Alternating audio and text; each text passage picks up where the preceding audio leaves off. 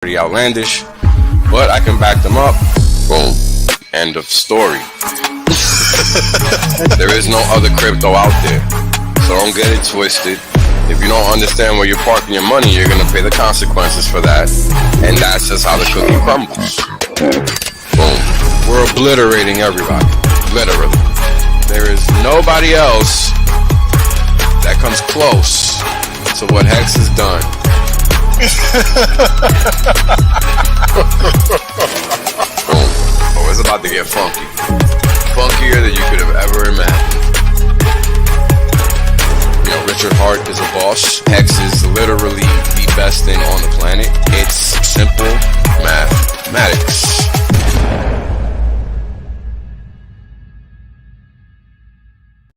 Right? The reality is that I want to be rich as fuck. There's only one way to be rich as fuck. That's by sitting on your ass the longest. Yep. That's it. Yep. That's the secret. The guy well told you. Richard done told you. I done told you. Kareem done told you. Maddie done told you.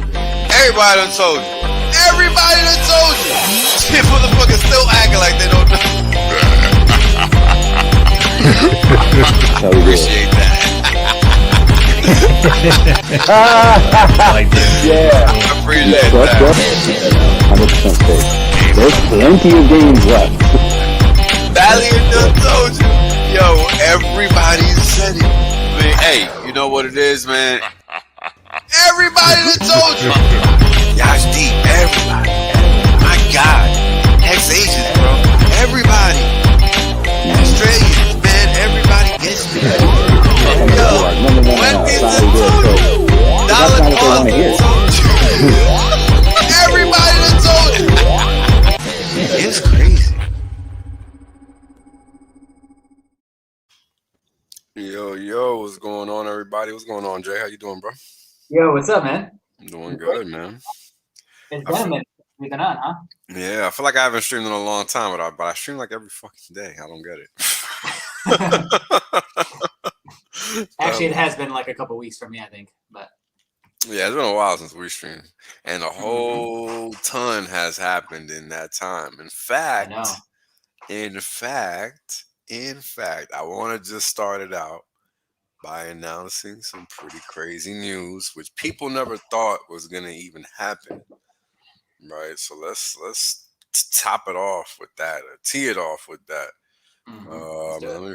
Let me find it real quick, just so I can get the correct verbiage. Let's see here. So tomorrow, it is stated that the legislative desk of Wisconsin is supposed to see the paperwork to decertify the 2020 election. The entire state of Wisconsin. Boom. That's a big one, boy. That's tapping into some traumas that people don't want to face. Correct. Definitely tapping into some shit people don't want to talk about. Oh, I can feel it on that. 100%. Yeah. It's gonna be good. I like it. It's gonna be outstanding. Outstanding. You know what it is? Yeah. People are now gonna learn how easy it is to defend yourself. All you gotta do is fucking read. Imagine that. Wales wasn't lying. Wow.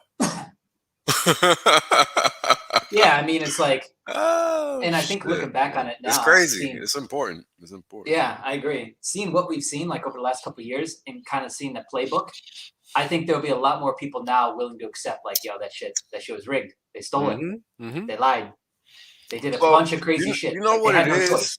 You know what it is? Because I've been thinking about this for a long time. And what's up to everybody in the chat? Thank you guys for joining us. It's a Wednesday. It's kind of slow out there in the social sphere, as they say. So thank you guys for tuning in. Jenkins, what's good, brother? Shout out to you, man. And shout out to all of you crypto hustlers. I can't do it. I'm going to stick to my hustling over here. But yeah, shout out to everybody in the chat. It's time for change, right? These are the things that we've been looking forward to as a community for at least a year, and now it's finally happening, right? Yeah. And these are the things that when people would always ask, well, how, what? Well, now your ass is gonna learn Yeah, precisely. why would they do that? They would never do that. Come on, the government doesn't lie like that. Like the stupid shit I heard back then is like it was Mm-hmm. laughable then, but it's Mm-hmm. hilarious now. And Oh, what'll be beautiful is there'll be a learning experience in this for everyone who is wrong if they choose that path.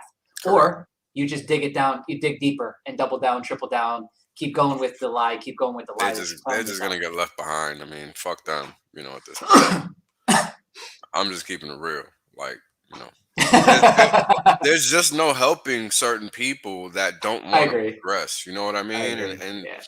we have to come to terms with the fact that there just is not going to be an all-inclusive solution for everybody. That feelings are going to be hurt here, because Mhm, that's what it's going to be. for sure. Yeah, It's going to be 100%. emotional, because if it wasn't emotional, shit wouldn't even be here in the first place. And look how long it's taken too. Like they Correct. took their time with it because they're like, look, if you're gonna even come out and say something like that, we need to take our time with it and be able to have everything covered, the front, the back, the sides, Hundred the whole thing. percent.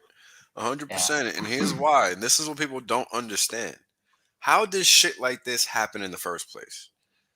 That's the most important thing nobody talks about. You know, how does shit end up here?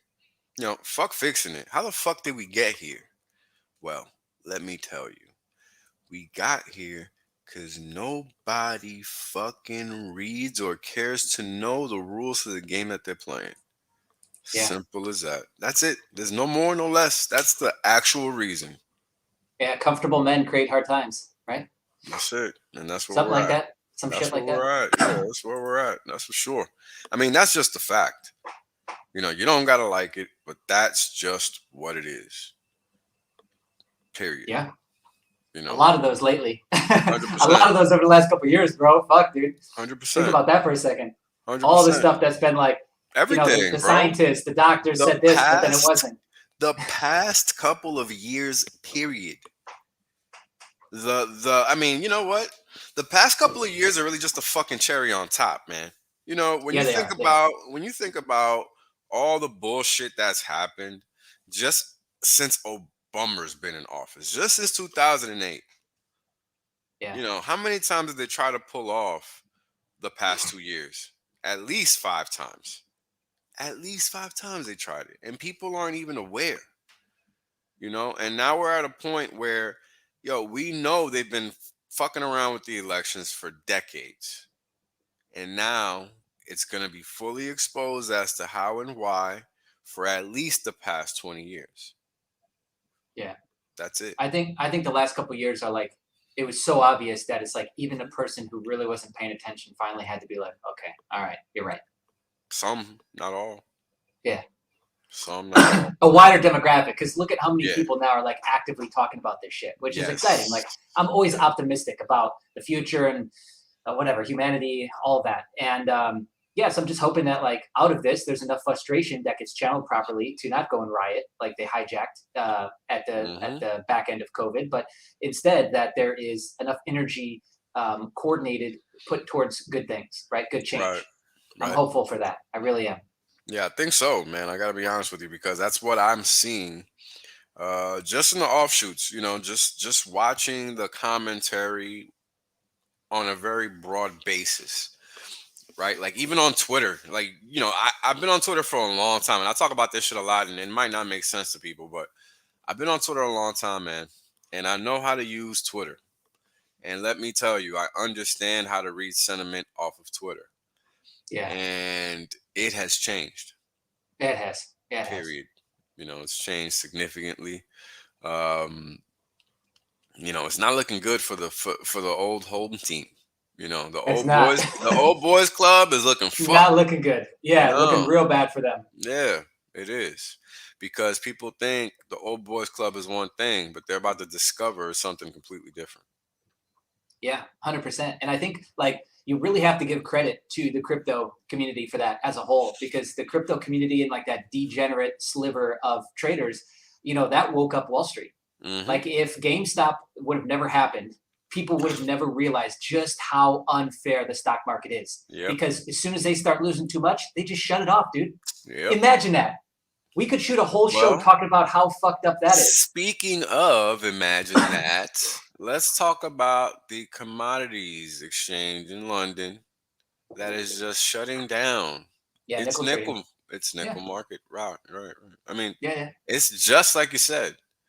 The people losing too much, and guess what? Oh, you gotta shut it off.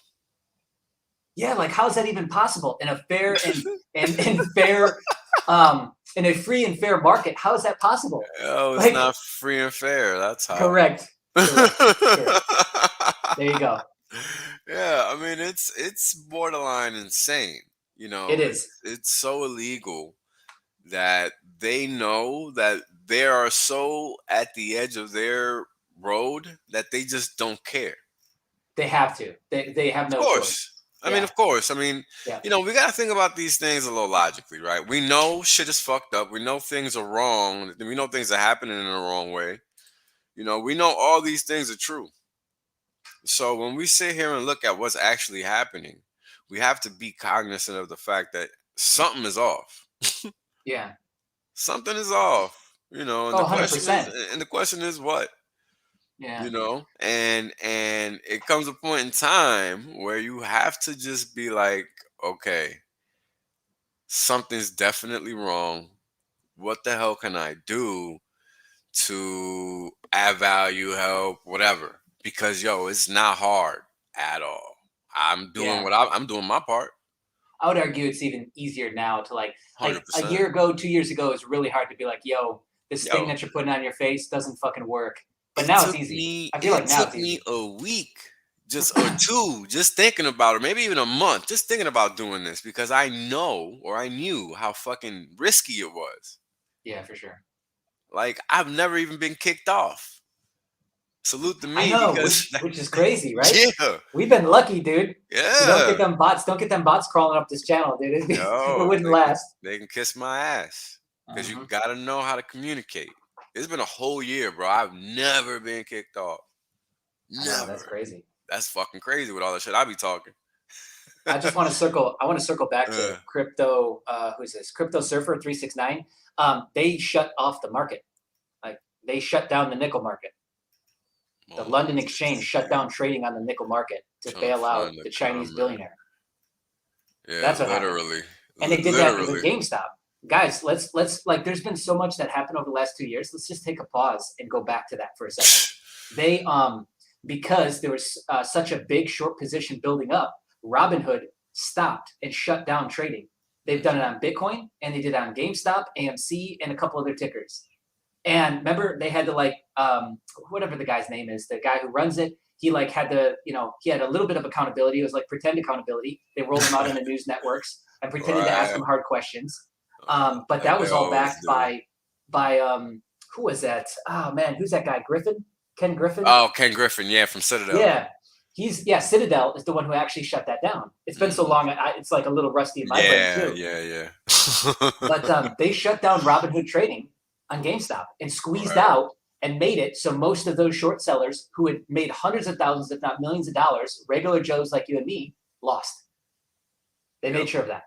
They made 100%. Sure of that while bailing out Citadel. Yes, of course. And it just did the same thing with the billionaires who lost all the money on nickel, shorting it. They shut down the market again, ensured that everyone who was winning lost, and the billionaire was able to catch up his position. That's it, dude. That's it. That's it. Par for the course. Just another day in the neighborhood. Yeah. And now imagine if we didn't have crypto. Holy shit, dude. Right. Imagine if none of this existed, how bad that would be. Yeah. I mean, it's crazy. It is. This is a good question. And this is actually an easy one to answer because the answer is no. And the reason it's no is because you got 2 yuans. Ha ha ha. Most people don't know that. But us macro folk do. Now, why is there 2 yuan? Well, there is 2 because China doesn't give a fuck about you. China does what it wants. It has its own internal currency, which is considered the onshore yuan, which they really just keep it the same value because they don't care. They can do whatever they want because they are the global GDP for the most part. So on the back end, the offshore yuan is pretty much just a little bit off of the onshore. So there is 2 yuans, but because China has the power, they can pretty much control the value of it to their whim. What happens is that markets have to react to those values as they change over time. So, and keep in mind, like, if most people don't know this, but I mean, you can even go look at who's that guy? Where did I first hear this from? I think I heard this initially from old like Dan Pena stuff. He's that crazy old guy who I know Dan Bitcoin's Pena. going to zero. I'm a huge fan. Yeah, I am too. Because he's hilarious, first off. But also too, he's not afraid to get in your face and step into the bullshit. Give you the but shit. yeah, like he was the first guy I think I heard talking that like, yo, your average Chinese business has 3 sets of books. You got to know which one you're looking at. And there's people who fundamentally do not understand that. They have and they have no clue. Yeah, and since then, you know, doing business in Asia, like I have, like I can attest to that. I can speak to that, and it's quite funny, like how they do business. It is hilarious. But it also speaks to like their willingness to just chop down, whether it's a local, their neighbor, doesn't matter. It's a very weird culture. I will say that it's a very weird culture. So it's the smallest of stretches to think that they are constantly propping up their GDP. They're constantly repegging their own internal currency. Constantly. They're constantly shutting down their market. They shut down Evergrande. They control and their all economy. those people lost. All those people lost money, right? But where was the ripple effect? We talked about this the other day. I think this is a good point for us to hit on here, is in a real GDP, in a real economy, there's a ripple effect to an action like that, correct? Yep. How come that was never seen throughout China? It was seen in the rest of the world. The rest of the world markets reacted to Evergrande when it first popped up 2-3 months ago. But how come China's markets didn't react? How come there wasn't fallout? How come you didn't hear about any fallout happening from that? It's this simple. When you drop a rock in water, you see ripples. And guess what didn't happen here? Any ripples. Not one. And that's how you know the Chinese economy is fake as F. Yeah, there's nothing. Nothing. It's nothing, guys. And it's wild because so people stopped investing in the stock market in China after 2015 when the stock market crisis happened over there. And now it's just land. So let me tell you the newest Ponzi besides their currency. The newest Ponzi is mind-blowing. You guys, if you've never seen this or researched this, dig into this because it is wild. Okay, you're gonna be tripping.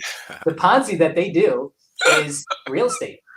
Yeah. And so they tell them how they paper it. Tell them how they paper it. Do you know how they've got the wildest expectations on this shit too. So a developer will go out and accept all this money in advance, and then most of the time they steal money. Like this is like 9 out of 10 times they'll steal money out of it. Then they'll run out of money.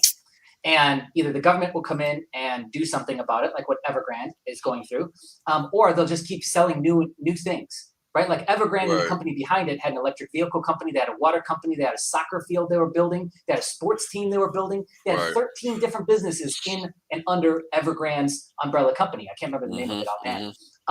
But what they do is every 5 to 10 years, they literally go in and bulldoze an entire city, rebuild it, and force everyone to buy the house again. Right. Literally. No bullshit. Yep. And this is why the ghost cities exist, is because that's what happens when a project runs out of money and the government doesn't bail them out. Like the most historic one, the one that's right by the freeway, has the Disneyland looking theme to it. And it's been vacant for like 20 years. Well, that is an example of when they don't fix it, don't bail it out. But understand this, it gets wilder, guys, because they want to steal so much money out of the project that they will build it out of shit that doesn't even last. Like they will, instead of using concrete, they'll use like bamboo or something. Right. And so buildings, this is why you always see those viral videos of like the side of a building falling off or something collapsing, the road collapsing, is because they've built it so poorly because they were trying to extort the most amount of money out of the project while still getting it done, that those things happen. And the collateral damage you never hear about. Like the people that lost their lives, like you never hear about this shit. No, it's the wildest economy. They'll show up and just bust in and out thousands of people. The latest lockdown, they bust out of there thousands of people. hundreds of buses at a time. Just bang, people are gone. Never heard from them again. Like, guys, you just can't make this shit up, dude. Oh shit, that's funny. So that's the real estate market. So now imagine this. Imagine this for a second, because it gets way more toxic than this. Now imagine that you get out of China. You get your kids out of China, because one of the biggest things that they do is they send their kids out to foreign colleges to study and get them out, right? And they steal money and siphon it to the kid to pay for his education. So now they've pushed that out into the global economy everywhere. But the mindset is still the same. The consumerism is still the same. What they're trained to do and be and behave is still the same. How they treat their neighbor is still the same. Now think of how toxic that is at a macro global level. And again, I'm just, there's no bias here towards the people of China. Who gives a fuck? I'm just telling you how it is, right? Now, that person is used to being forced out of their home, having their home fall apart, being relocated it might be longer than like 5-10 years. Let's say it's 20. Who gives a shit? Having that happen once in your life is very traumatic. Very, very traumatic. So let's say it's 20 years that they go back and rebuild the city. It's getting quicker now that they're doing it because stuff is falling apart faster, so they've got to rebuild it faster. But that's just more contract work for the builders, right? They just make more money. Yep. So anyway, my point is that just imagine how toxic of an individual that environment creates, and that gets spread out into the global economy. Healthy or not healthy? You tell me. Right. Answer in the chat. Yeah, clearly not.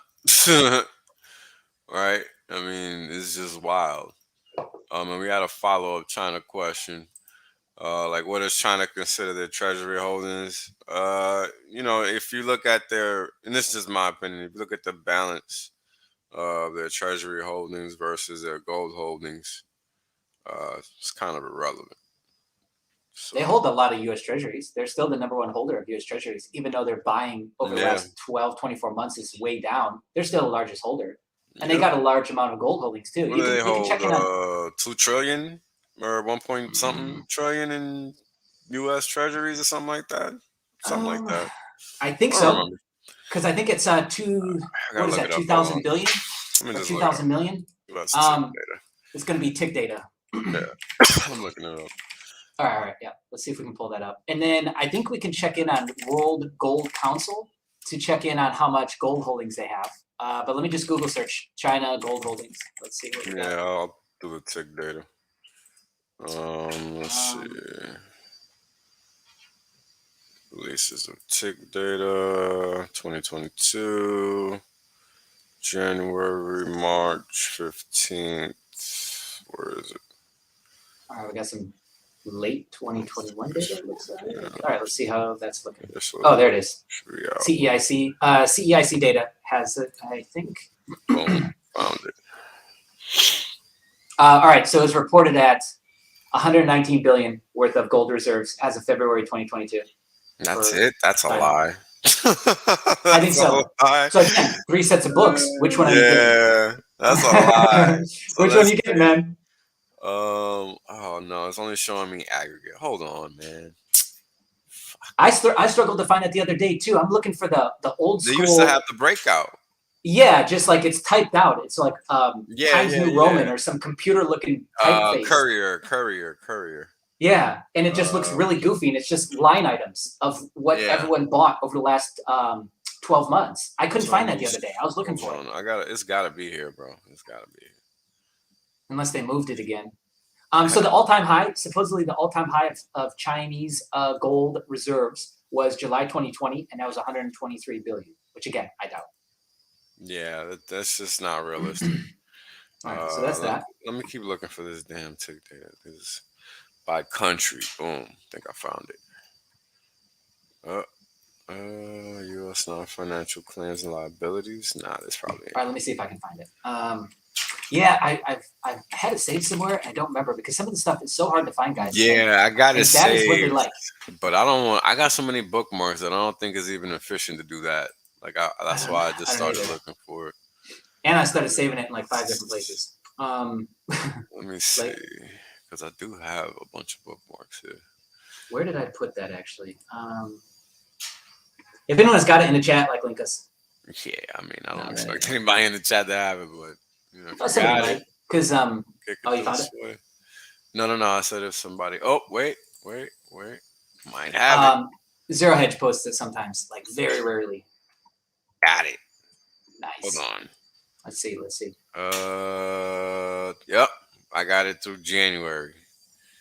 Right, damn. Okay. Japan's top holder, 1.3 trillion, where China's 1 trillion as of January 31st. Oh, you know what? You're right. Mm-hmm. I think China's 2 or 3, number 2 or 3 holder. It's 2, number 2. Okay. Here's a link. And for anybody that's interested, here's a link in the chat. Oh yeah. But yeah, the bookmark worked. Nice. There it is. Yep.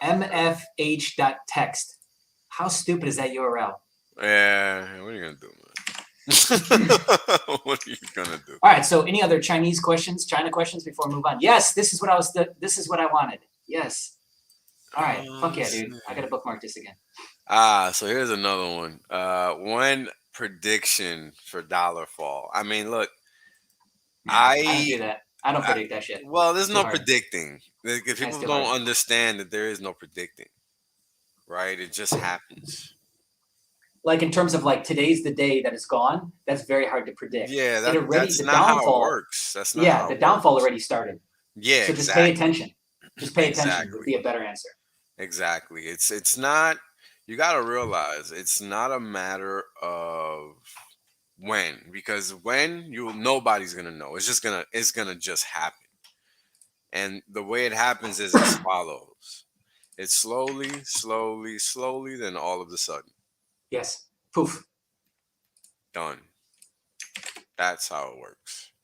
Yeah. So you have to just be prepared and not fall asleep at the wheel, because it's important that you do not, because the market don't care. So that's the answer to that one. Yep.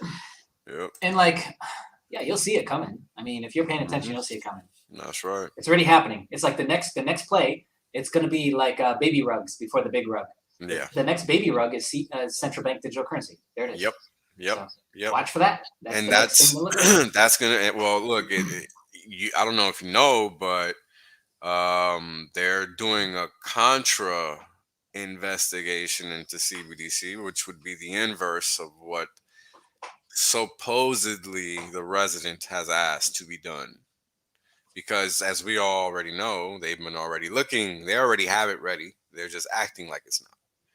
So they're just trying to find the most opportune moment in order to release their version of the, blockchain dollar, even though we already have it in like full form. So it's going to get interesting, because they're going to get mad that, they're probably just going to force these businesses to use this digital dollar. That's what my bet is. Just like they did with the Rona, they're going to force the businesses again, or threaten to cut them off or something like that. Yeah. That's what my bet is. And a good example of this is because it's like, you start to think, well, could they have this ready, right? That's a solid question to have. Like, how do you know they've got this ready? Well, It's for the same reason that you know that they're always behind on rate cuts and rate hikes. Yep. There you go. Like, they can't be that stupid. You just have to know that. They can't be that stupid. So they're always sandbagging. They're always waiting to the last moment or the best moment. Like that's the last minute kind of shot, right, or the best opportune moment. I feel like that's what they do. It's like the playbook. They have such a long-term perspective that they can literally wait until the last moment every single time, and people don't understand that. And that's why until people in the West learn how to think like that, they're never going to win. Period. When you're writing the rules and changing the rules on the fly, like based on whatever you want, then you can wait till literally the last second. Bang, fire. Doesn't matter. Yeah, doesn't even matter. You're just doing whatever you want to do. That's why I say that, like, the Treasury holdings don't really matter much. Like, they're more a weapon for them than they're anything for the U.S. Period. The U.S. has no real ammunition financially, in my opinion, over China, simply because the Federal Reserve is no longer valuable, and people are pretty much been done with it since 2008. Definitely, it's a promise of a promise. Yeah, definitely since 2009 they've been done with it. So, while the domestic market, meaning the onshore US dollar market, doesn't know that, if you look at the euro dollar market, which is an offshore US dollar market, you do know that. And this is what we've seen over the past fucking, 10 years, where when the interest rates were kept at zero, all we saw was the euro dollars being stuck at zero as well. And that was just a function of the opportunity cost of holding euro dollars, right? Nobody was going to do that. And that was the exact reasoning behind it. It was to incentivize people to find another way, even though there wasn't one. So, it was just really about forcing people to dump dollars into financial assets. That's really all it was about. And if you did that, clearly you won, because that's what the system was rewarding, right? And it took me years to figure that out, because that's literally all it is. It's not about being right, not about any of that. Well, the euro dollar is great to look at to figure out if the Fed is ahead or behind on rate cuts. Like right now, they're behind a lot. What is it, 7? Yep. We're behind by 7 rate hikes. Hold on, I'll tell you right now. It's probably. Let's pull it up. Let's pull up euro dollar if you can. Oh my God.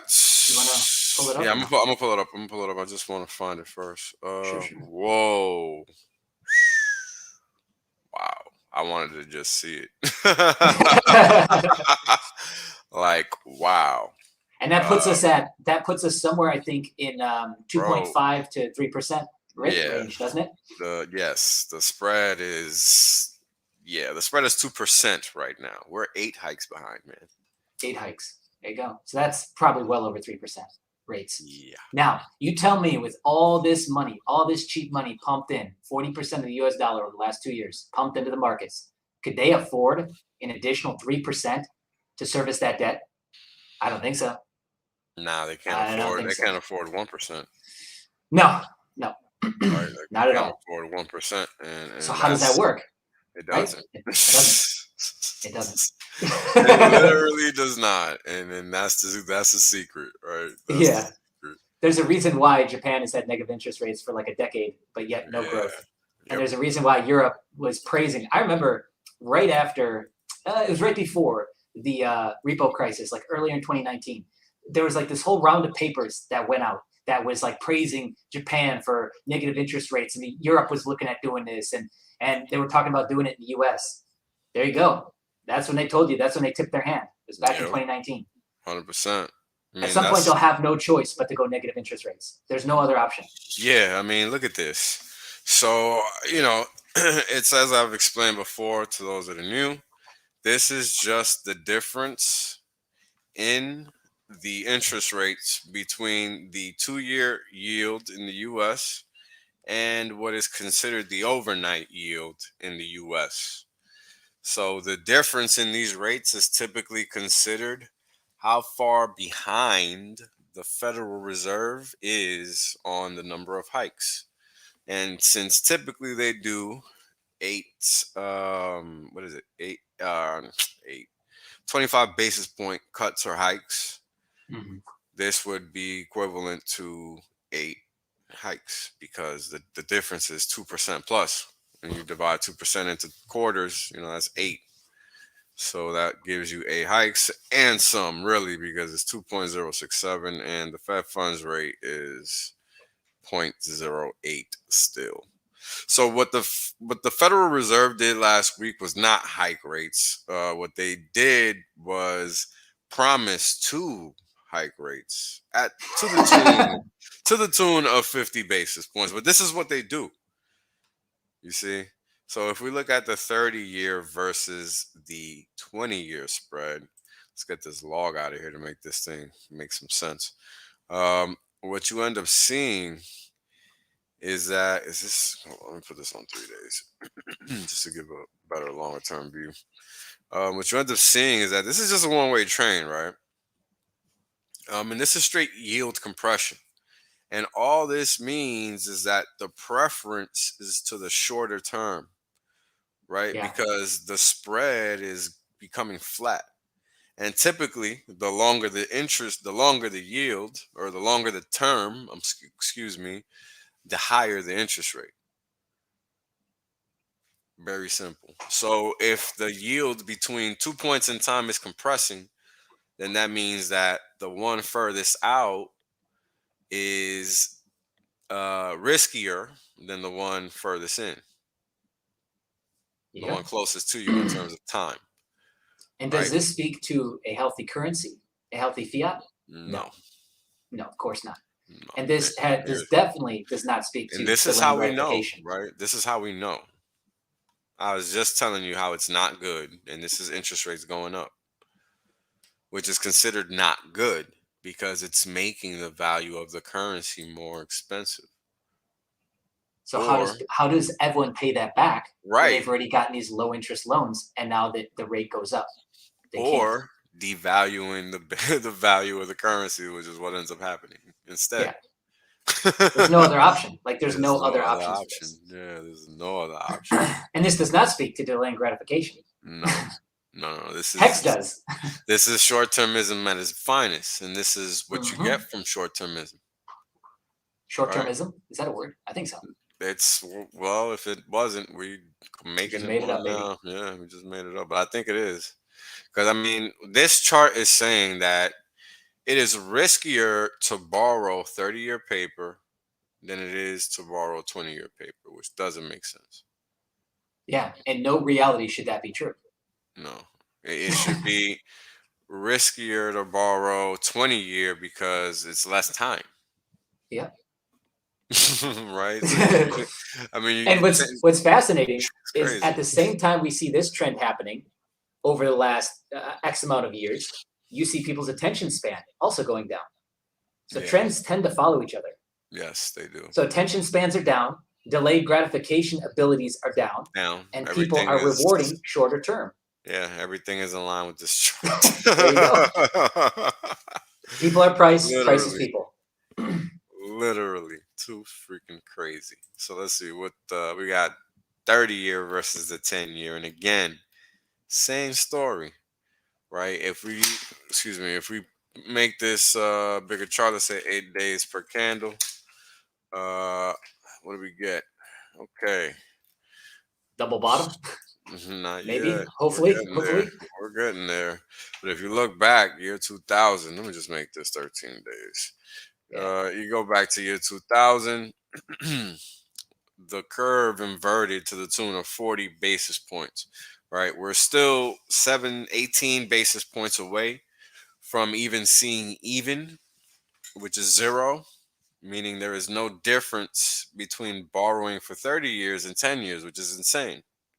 Yeah, absolutely. Like, there has to be some type of difference there, and it should always be positive when you're looking further out in time, meaning that it should be more expensive to borrow longer term. So it doesn't make sense for 2 points in time to be equivalent when there is a big gap between them, especially 20 years. I mean, it's wild, bro.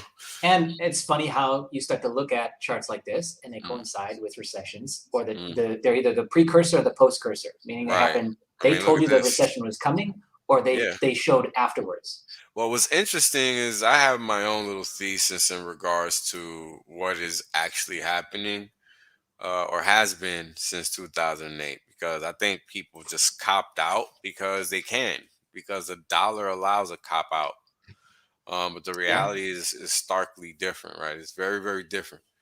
When you look at how people are living and all that stuff, right? You go outside in New York, just New York, any city actually that I've been to. Las Vegas is another one that I've been to recently that's not New York.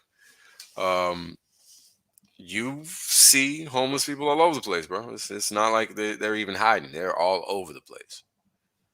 So that's, a symptom. That's, that's clearly something is awry in that environment. Something is wrong that these people cannot find employment, or if they can find employment, they can't find employment to gainfully employ them or fully employ them, however you want to call it. Yeah, and the inverse of that is they know that they know that they can get away with what they're doing. 100%. That's a bigger point. they know that they can get away with it. So the system will support them being like that. Whereas in a lot of other countries, the system doesn't support that, so therefore it doesn't exist. It's kind of funny how that works. Yeah, well, what's interesting is when you think about exactly how some people, like in New York, for example, you have people that live in airports, bro, and they have Yeah. jobs. Yeah. You know, everyday jobs. Like that's how expensive it is to live in this city, depending on the kind of employment you have. It's crazy. Yeah. And we've talked about this. I think you have a really great thesis around this. Like there's these different elements to the recession that we're in, and there's like macro and micro pieces to it. But you spoke before about how you think that since 2008, around that area, basically the GFC, we've been in a macro recession. But 100%. within that macro recession, there's been, bangs and busts. There's been high points and good points, which made it seem like there was no recession, and then obviously low points, which reminded you that, hey, we're still in a recession, like 2020. Yeah, well, when That you was a look great at, reminder. well, just look at this chart, right? This is just a spread chart, nothing fancy, and it does what we just said it does. It forecasts recessions before it happens. We got 1, 2, 3. That's exactly what happened, right? You Yeah. got 03 to 06, where the 30 to 10 compressed, 1,286 days of compression. Okay. And then boom, it snapped and unraveled. And then all of a sudden, you're in the midst of one of the greatest financial crises ever. Simple. Right. Yeah. And before that, what happened? Let's see the dates here. It takes you a while to understand this too, because I remember one of the very first Yeah. things I learned about with macro is yield curves and how they predict recessions. I didn't understand what that meant though. Mm-hmm. It takes time to understand Takes what time. this means. Yeah. It's just about what's happening under the hood. That's what this is all this is telling you. This is why it's always true, because it's people moving capital one way or the other. Yeah. That is all. Which is Right. also very concerning about 2020, how fast we're in and out of that recession. It was 2 months. I'm gonna get there. We're gonna get there. Okay, yeah, let's we're do gonna it. get Let's there take our time. because think about it. We're talking about 1, 2, 3 points in time that we can point to where we see yield curve inversion, boom, recession. Right? Yeah. Let's see what we have here. 93, 94. Well, there was a yield curve reversion, boom, recession right after that. It was a small one, but it happened nonetheless. And that's the point, right? Same thing to 98 to 2000, 03 to 06. We just lived through that one, right? And that one, interestingly enough, has led to not just one periods of yield curve compression, but 2. Now, the saving grace for this iteration, which was the longest in history, period. Like I could take this data going back to however how long I actually have this chart probably saved somewhere. But if you plot this data out, 30-year yield versus 10-year yield, going back to as far as you can find it, this period of time, 1,630 some days, is probably the longest period of time in history in which this yield curve has compressed. Or I'm sorry, it's 2,584 days, not 1,600. I'm sorry. So 2,600 days rounding up of yield curve compression from August 2011, which is wow, interestingly enough, right around when really when I started learning how to. Anyway, all the way through 2018, right? And what's interesting is this: you have really a separation here, right? If you really want to be technical, you really got one, right? You got one inversion here, or one compression move here. A little relief rally. Relief rally, right? Yeah. A little relief, and that happens. And again, this is capital flowing, so you have to account for it, right? And then you have boom, another one, right? And but the whole time, what's happening? The whole time, the Fed is ratcheting up that yield curve, right during this time.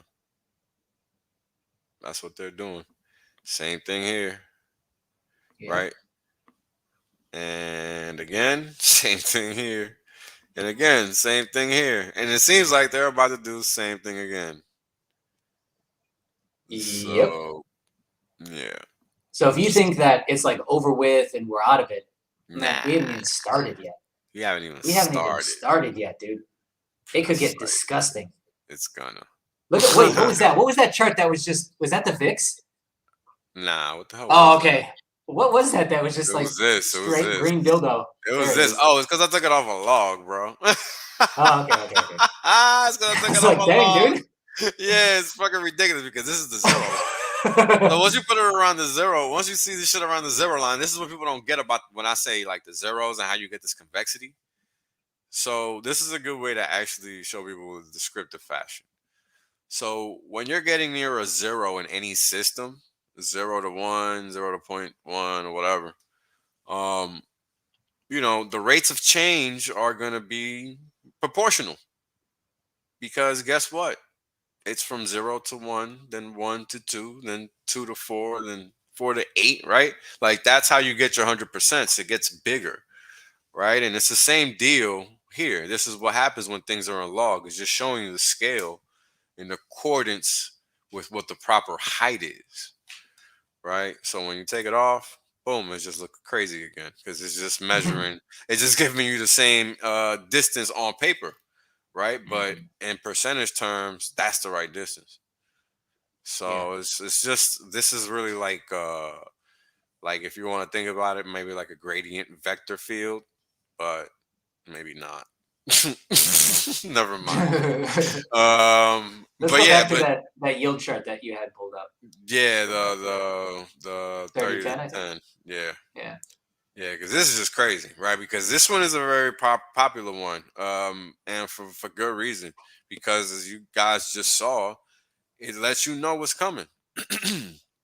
We're already at a point in time now where we're just a hop, skip, and a jump away from hitting the lowest point in the most recent recessionary period, right? And look, this is the precursor to the 2020 dip, right? And what happened? Well, we ripped through that whole period of time, and then now we're compressing again after the end of that. So we really haven't had any break at all, because let's actually go back to 2008 and let's break down what the hell's happened since then, because this is the kind of thing that, like, I'm just a weirdo. This is the kind of crap I think about when I'm just bored. So bear with me because I'm a weirdo. Okay, so I figured out how the system was gonna break before I even understood how I knew that. Like some people are just born to learn and they just know some things, man. And that's just one of these. This is my thing, right? If everybody has it, then this is my thing. So back in 2005, back in 2004, back in 2003, if you had a pulse, you got a house. Literally. You got a house. Literally, pulse. Everyone's getting a house. Yep. You were beaten in some way, shape, or form, and you could sign some dotted line, or somebody could sign it for you. You were getting a house. Simple. Right? That's how it was working from 2001, 2002, and on. That's how it started going down. And this is why the yield curve really compressed like this. Yeah. And understand that on the back end of the great financial crisis, they started doing what for the very first time ever? Quantitative easing. Well, what's funny is that they had done QE really for LTCM. Remember that? That's true. That's true. They had done well, I guess publicly they finally came out and called it something and put a title on it. Right. Yeah. Let's say that. Even though they always do stuff in advance. Like even with the repo crisis, I remember they were doing it and then they talked about it like 3 months later. And everyone did reports on it, like the BIS and the IMF. They talked about it in December when it happened in September. Yep. Well, what's funny is that they never really stopped doing QE. Shout out to Kareem. I was just reading that. That's funny. So I guess my bigger point that I wanted to hit on is that they created what will be, like, you want to talk super cycle. oh man, the Right. super cycle that they're creating is going to be the ultimate Yo, Ponzi well, rug this pull. is why I want to get through this. So 2004, 5, 6, everything seems like it's great. People are buying, selling houses. And 2006, 7 comes. Shit slows down. People ain't selling houses. 2008 comes around. People don't know what the hell's going on anymore. Things are just unraveling at speeds never seen. Like literally. Like if you were living through this time and you saw this happening, like by itself on a regular chart, it didn't make any sense. So imagine seeing that there. Like this is 2008. This is the actual 30-year yield. This is how it just collapsed after 2000. Well, really from Well, I 2007 remember on. commentators. I remember the commentary from around that period. They were like just scratching their heads on network news. I had no clue, bro. Clueless. Imagine No being idea. me trying to learn from those clowns. That's what I was. Yeah. This is how I was learning because there wasn't no. I wasn't in Harvard. I didn't have no Ivy League school to go to. I had to fucking learn this shit myself.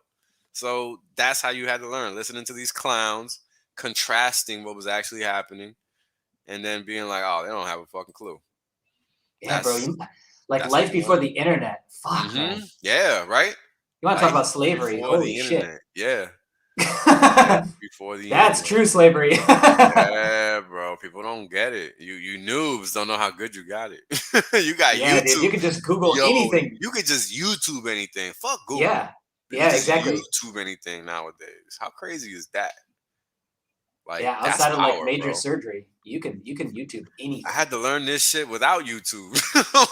Like, what Yeah, the dude. fuck? Props for that shit. There wasn't no hack. Like, hey, this is how you do macro. I don't think there still And is like, anything like that though. So yeah, you guys should imagine shut the up. data, the dissemination of data back then too. Yeah, How it was long it would take to non-existent, get a yo. fucking chart Oh my god, dude. printed.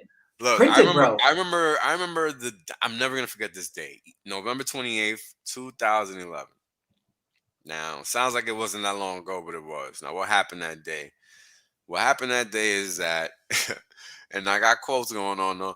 Coordinated liquidity swaps were opened that day, and all that means is QE, really, in funny Yeah. central bank talk. That's all that means. And I was short crude, and let me tell you, that shit cost me a quick 5K. Woo! I mean, Right off the top. I never lost 5K so fast. I mean, that shit must have took 3 seconds before I closed that position, before that shit turned to 10. It was crazy, bro. Because, markets take that liquidity and they put it to work. I didn't Yeah, it moves understand quick. that. I was such a fucking noob then. I did not understand what the hell was going on. After that point in time is when I started really trying to wrap my head around what the fuck just happened there. Because you're trading the chart. You think that headlines don't matter. But the fact of the matter is sometimes they do. And the funny thing is that sometimes you're within this microcosm of the whole ecosystem and you're missing the big picture. Yeah. And that's why you get taken to the cleaners, and that's why you blow up accounts, and that's why you don't make it to the top type shit. Yeah. You gotta be able to zoom in and zoom out. You got to. It's not optional. And all that plays its role, right? Like news, headlines, sentiment. It's very much part of the picture. But that's the point, right? Like it's almost teed up for you. Like just look at Bitcoin and how it moves, and Ethereum and how they move together, right? Like everything is always like, oh, it looked like it was gonna roll over, but then it just reversed. It's almost like perfect. When you look at everything that's going on, it's always almost like perfect, right? Like it looks like it's gonna reverse again here and just go higher instead of rolling over. But guess what? The month isn't over yet, so you can't count. You can't count your eggs yet. You gotta wait to see how many more might be later, might not, because this could easily just roll over, or it could just continue and never roll over and just go back up. But it's about understanding the probability. You know what I'm saying? That's what you got to do. You got to really keep in mind the fact that it's not clean cut, and you got to be open to any potential scenario, because that's the only way that you're gonna be ready for anything except what you expect. because it's just not that simple.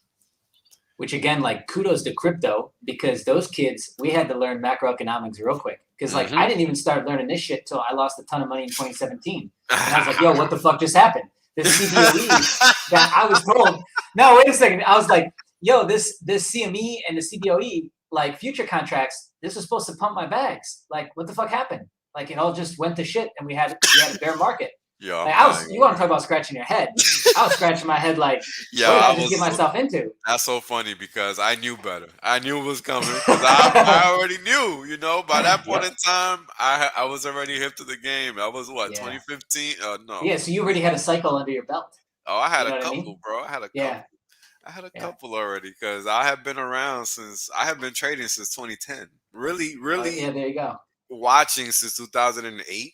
But really trying to learn like 2010 and then really getting my foot in there in 2011. That's when I really like leaned into it and I was like, yeah, this is what the fuck I'm gonna do. And yo, it's been wild. It is. Yeah, I was exit liquidity. You're right. Latin American crypto. I was fucking exit liquidity, bro. Big time. That's right. Yes, sir. Now, what is that? What is exit liquidity? That's what a scam wick is in crypto. Pretty much. Yeah. You just don't know you're a scam wick because you got to stop on like a fool. Yeah. And that's why Richard knew it too. It's because like he had been through several cycles. He already knew this. Like the earlier you get into Bitcoin and you pay attention, the earlier you get into macroeconomics, you pay attention, you start to see, okay, these things matter. Yep. Right. Whether you want them to or not. Correct. It is what it is. You don't gotta like it. You just gotta deal with it. Yeah. So again, like all those kids and shit that had to run out and learn macroeconomics, just like the current cycle, like all those kids that right now that quit their jobs, that got rich off NFTs and gave it all back, or they're sitting on, illiquid dog shit fucking JPEGs, is they're learning real quick macroeconomics. Oh, yo, I forgot about that. That's right. I forgot about that. Yeah, the NFT market is feeling the pain. Yeah, dude. They ain't got no liquidity in that. Yeah, I forgot about that. Your money's dead. Your money is flat right now in a lot of that shit. It's just flat. Like, just forget you own it. Come back in like 6 months, 12 months. Right. Pay attention, but like you got to sit on that for a while. Forget you own it. Right. Yeah, no, I'm talking about, legacy markets, not crypto, man. Crypto is baby shit. This is easy compared to what happens in legacy markets. You guys are going to learn shit the hard way because, people don't listen. So I know. There's like such a huge part of me that wishes I could go back in time, because how I equate it is that crypto is like dealing with that person that wears their emotions on their sleeves, and it's really obvious to everybody what the person is thinking and feeling, because they vocalize and verbalize it so much. Everything. That's fucking Bitcoin up until about 2019, 2020. Yep.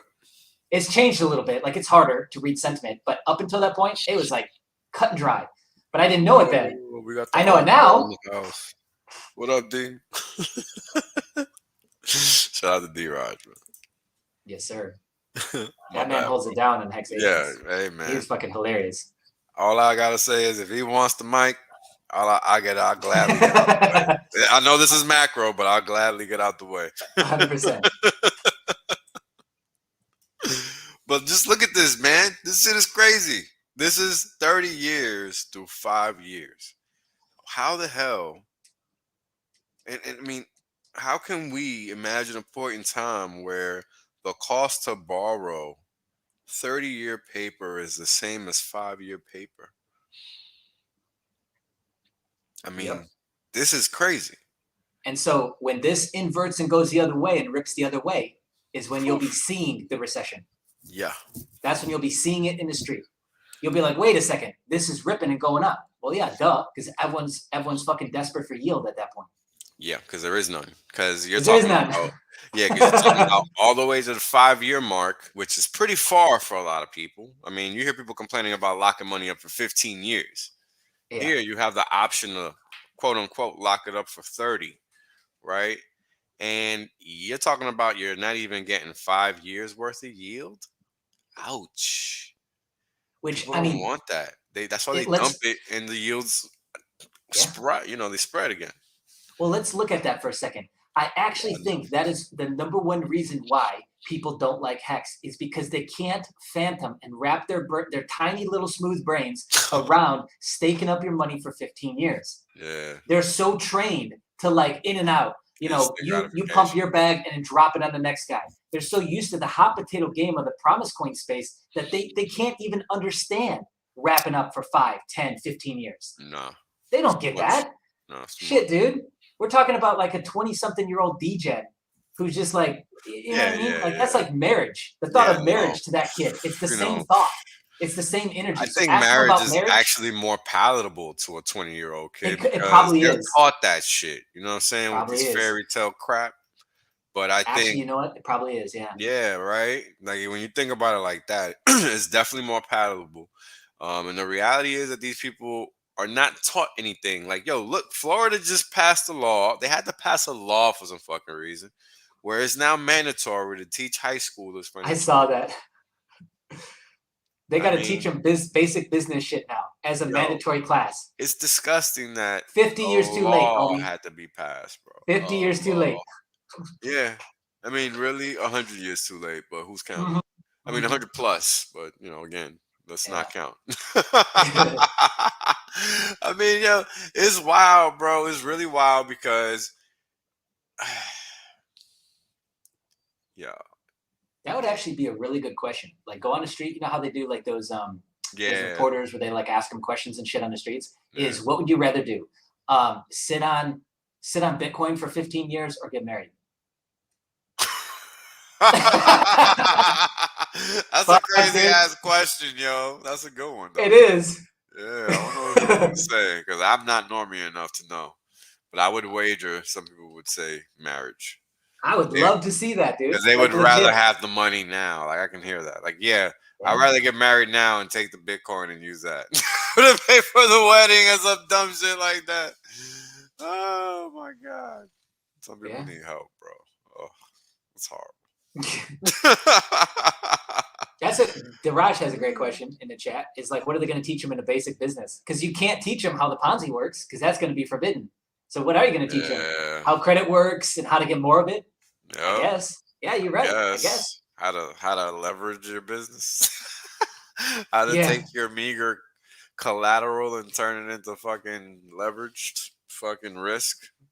Yeah, that's like how to leverage, how to make your books look good so you can start off and build your own Ponzi. So you start with the SBA and you get a nice multiple on your money. Then you dump that back into the business to make the valuation higher. Right. Then you go to the banks and you get money from them. Then your valuation goes higher again. And then you go and you start Series A, Series B. And there you go. There's the Ponzi solved right there. Have a nice day. Come again. Thank you. I mean, it's funny, man, because I remember being a kid, man, trying to learn all this stuff, being so excited because I really felt like it was all on me. You know, like all I had to do was learn and I was going to be good. I really believed the story I was sold, you know what I'm saying? And even though I knew better because I just really wanted to succeed in something. And when you're not being a critical thinker, you're going to believe whatever the fuck sounds good, bro. And that's all it is. You know, every kid runs into that situation. Since I had no desire, for example, when I was in high school, well, that thing that sounded good to me then was going to the service. And that's what I did because it required no effort on my part. And it's a simple fact of the matter. So, you know, when you make decisions that way, not much output you're going to get from that. Don't get me wrong. If I could, I would do it all over again. But man, it was a hell of a ride. I don't know. Rough, dude. Yeah, it was rough. Them lessons are expensive. Oof, boy, tell you what. They take their toll, man. Yeah. I got gray, bro. I got gray hair. Yeah, same. I'm great as fuck, dude.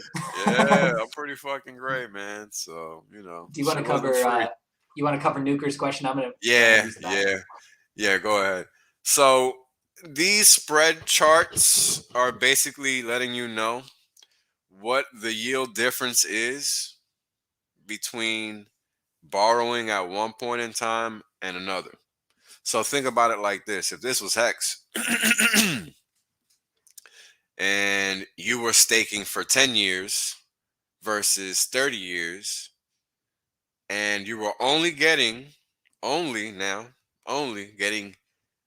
not even 1/4%, but some percent more, a little less than a percent, 0.18% more. That's all you're getting for if you had the option to stake it for 30 years versus 10.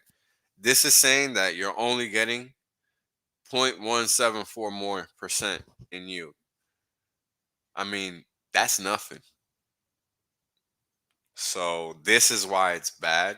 This is why when it goes down, it's bad. When it goes up, it's typically a good sign, but it just depends why it's going up. So this is like a liquidity preference thing. The higher the number, right, the more preferential your delaying gratification is going to be. And this is why they put interest rates at 0, because they don't want you to delay gratification. They want you to spend. They want you to obey. And this is why the narrative is, oh, low interest rates are good, when in reality, it's not. They're bad. And our system today is a clear function of that reality. Otherwise, it would not be a house of cards ready to collapse on itself. Because what's happened? Well, let's take stock. Starting in 2006, right, we saw the housing crisis. Nothing really changed from that point in time. All that really happened is that the debt was layered on top of more debt, right? So you had a shit ton of debt. Some of it went bust. A lot of the shit came back. And they just layered more debt on top of that existing debt that was still sticking around. That's all that happened. If there was any debt that they could repackage, they repackaged it. And what that means is that they put it under a new name and title, making it a completely new product, even though it's still the same old crap. And these CDOs. And these CDOs, baby. Oh, I'm just speaking in general. I'm speaking after that. I'm speaking after the CD. I'm speaking after everything fell apart. At this roger point. that. Yeah, I'm at that point in time because we actually already went past the point of 2008 where everything fell apart. Mortgage market kind of collapsed on itself, right? They never changed anything. No. Never. And what ultimately happened is that all they did is repackage the crap that they could repackage. That's literally all they did. That was the cleanup that they did. That is it. And it's the same collusion with the rating agencies exists today that did back then. 100%. Nothing's changed. Nothing. Oh my God. One guy was found guilty from all of that whole great financial crisis, right? Kind of reminds you of the one prop desk trader. Like 6 years later or something. Like the dumbest thing. It was literally the dumbest thing. That reminds me of the JP Morgan being guilty on metals manipulation, and one guy was found guilty, the prop trader. Some guy.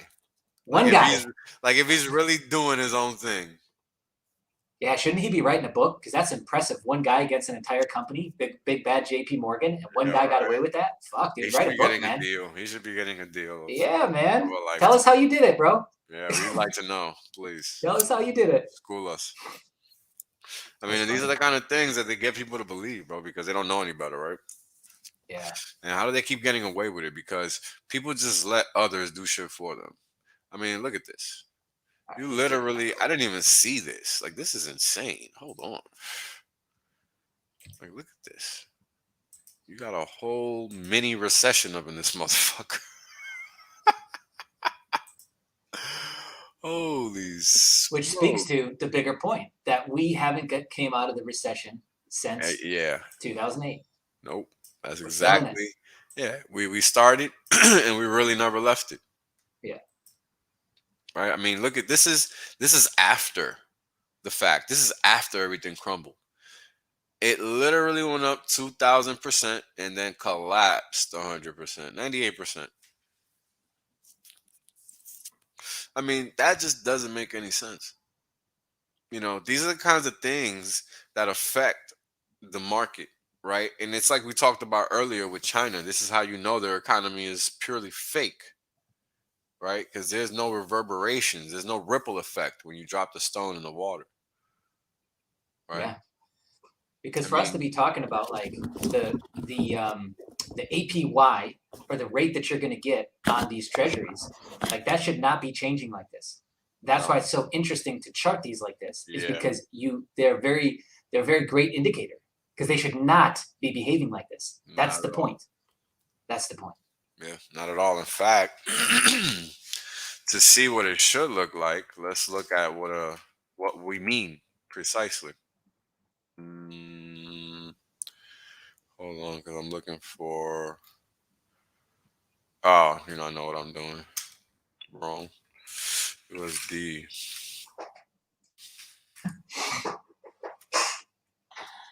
So people can get an idea of what the spread's supposed to actually look like. Let's see if we can get. I like to use the IDC, but I don't see it. Ah, here we go. Bam. This is what it should look like, folks.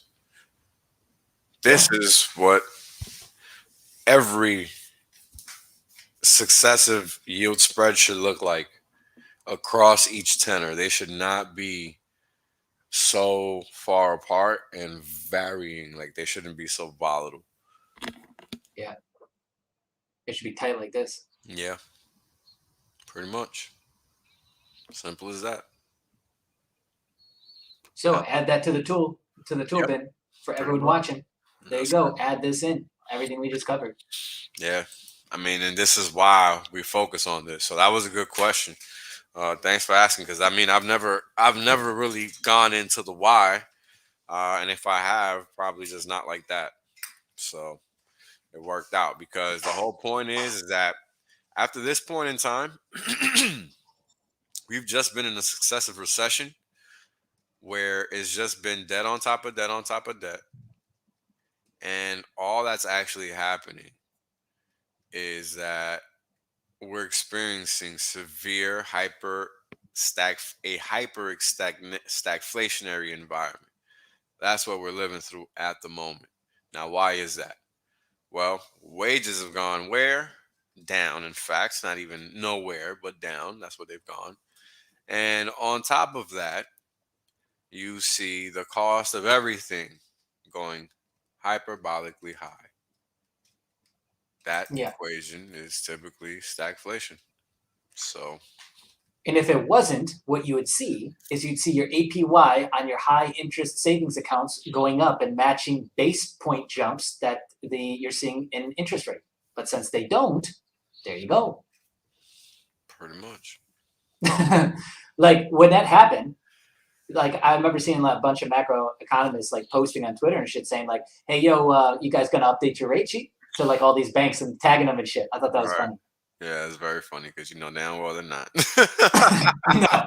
No. Oh man, but I mean, you look at all of these little time plots that I have here on the chart, and I mean, you have to understand that this is not normal, right? Like, this is the problem. This is a symptom of the problem, which is the money, right? No matter what you look at, it's always going to be the same thing.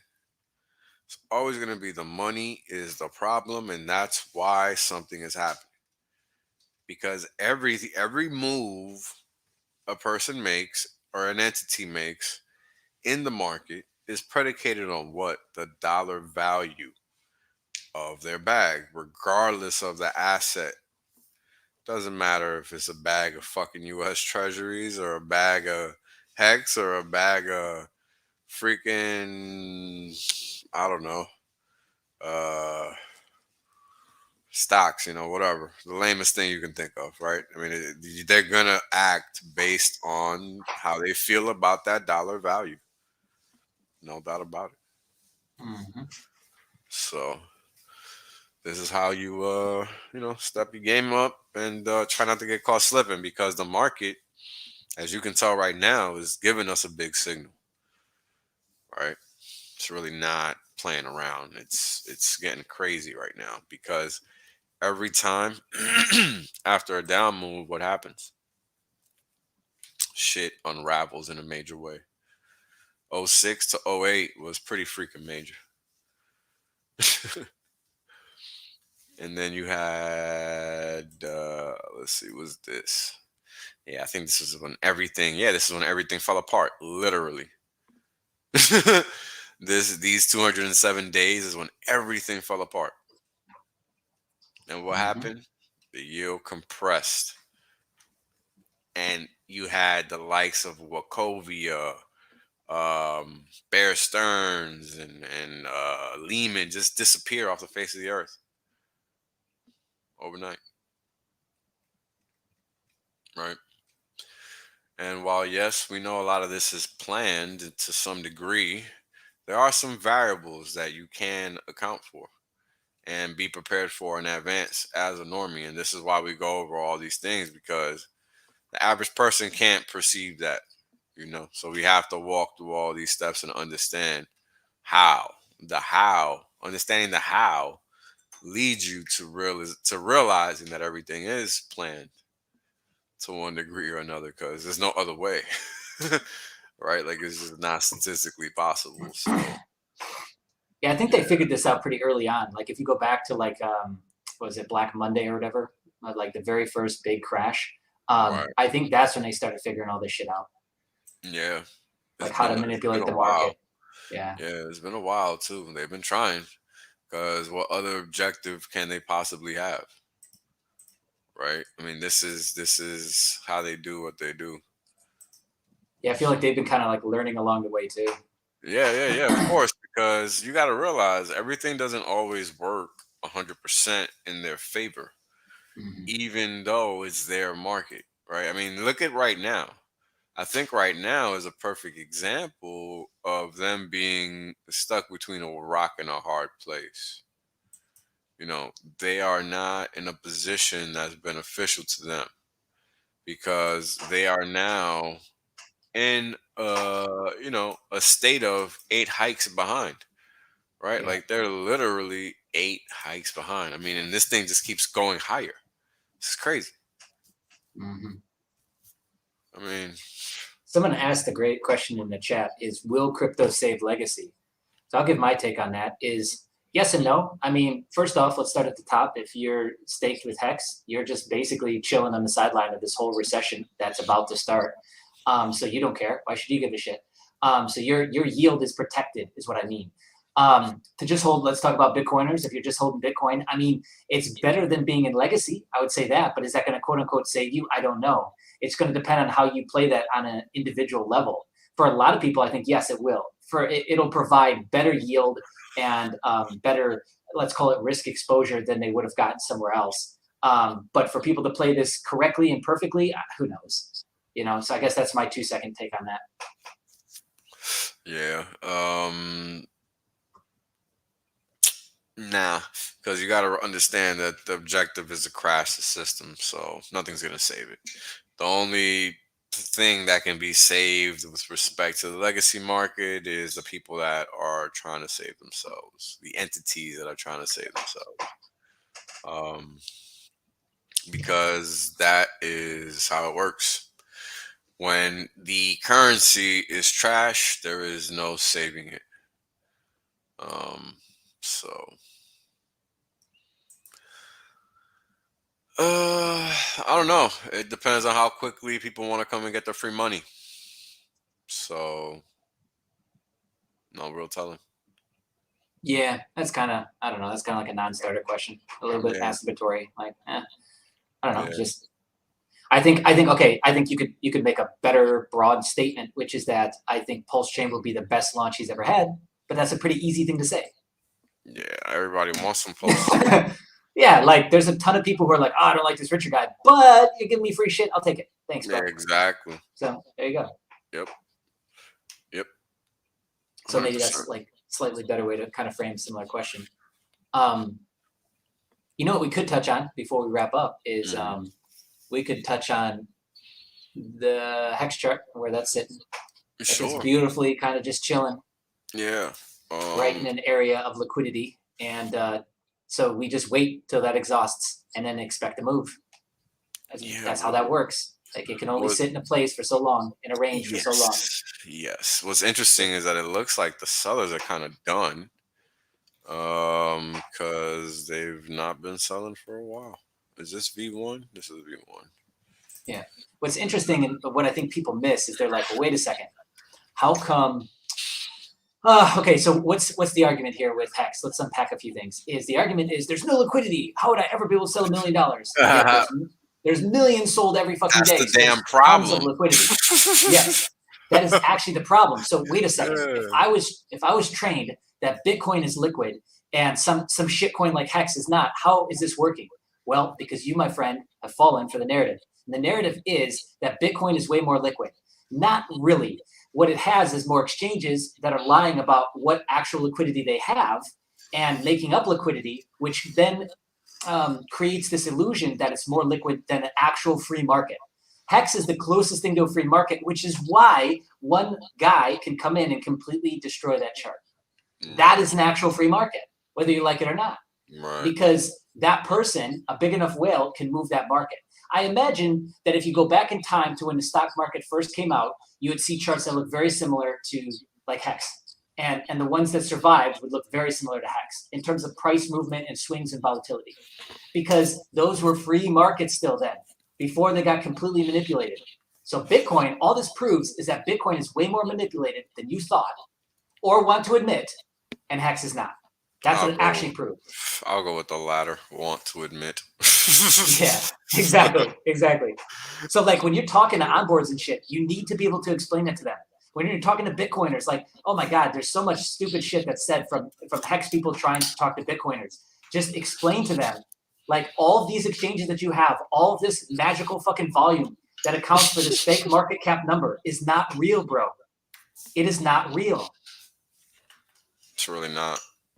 That's why I used to go over that all of the time, because we used to use nomics until they acted like they didn't know what market cap meant, and then I stopped using the site to talk about market cap. But we got another reference now, how to pulse real market cap. Shout out to those guys for putting this together.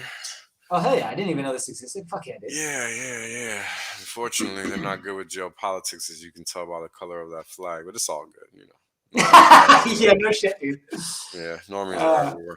But anyways, so typically with the first thing I like to hone in on is the volume for the stable coin versus the main one, the pump one, USDT versus the circulating supply. And typically when things are normal, it's about 50%. Which is what you're seeing now. And when they're playing the game or their game, you typically see it at close to 1-to-1 ratio or greater than 1-to-1. So right now, I guess things are okay for them from this perspective, right? Yeah. Because they're just holding tight. So. Yeah. And that also makes, going back on this point, it makes it way more difficult to measure out like basic patterns and stuff. And that's why they don't really tend to play out. Like there's a beautiful cup and handle pattern playing out on the HEX chart, and then it just didn't. Well, and the pattern broke. It's simply because, a lot of times a pattern plays out. A lot of times a pattern plays out because a lot of people know that pattern is about to play out. So whether the chicken or the egg came first doesn't matter. That's not the question. That's irrelevant. The fact is patterns work because patterns work. But that also is usually in markets that are wildly different than HEX. So expect a lot of times patterns not to play out, especially basic ones, triangles, wedges, flags. A lot of times that shit just does not play out. Right. Yep. I mean, because whether it's a whale trying to do something nefarious because he sees it playing out too and he's like, fuck you, or it's just because of just how liquid the market is, doesn't matter. Again, irrelevant question. Yeah, it is irrelevant. I was literally gonna go right there because railroaded you. No. It's good because there's many ways to make that point. I'm gonna make it a different way because it's that important. It's really that important. Like look at all these shit coins that that railroad themselves because they don't understand liquidity. That's a fucking great point, dude. Like you think that these DAOs filled with 13-year-old anonymous Twitter users know how fucking liquidity works. Liquidity and flow of money works. Keep trading dude. Bitcoins. And look at your risk vector. Look at your attack size or vector size that you're dealing with on your typical shitcoin. You got founders, original OGs. You got legislation from outside. You got exchanges. You got hackers into the protocol. You got such a huge attack surface that you are up against. No wonder nobody can keep track of this shit. No wonder you keep getting rug pulled. It's almost impossible, bro. Why would you do that to yourself?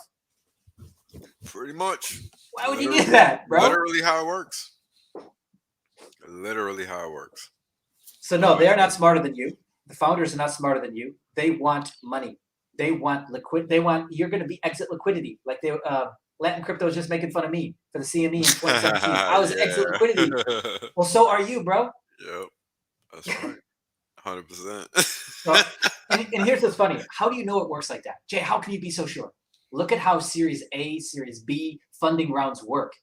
New guys pay off the old guys. How's that not a Ponzi? And we're all praying that this thing keeps going. We're all praying that this thing, they keep building, they keep innovating, they keep developing, that it doesn't just fall apart tomorrow. I mean, so, you know, let's think about it. $17.4 billion. Okay. How much is a Bitcoin right now? Let's see.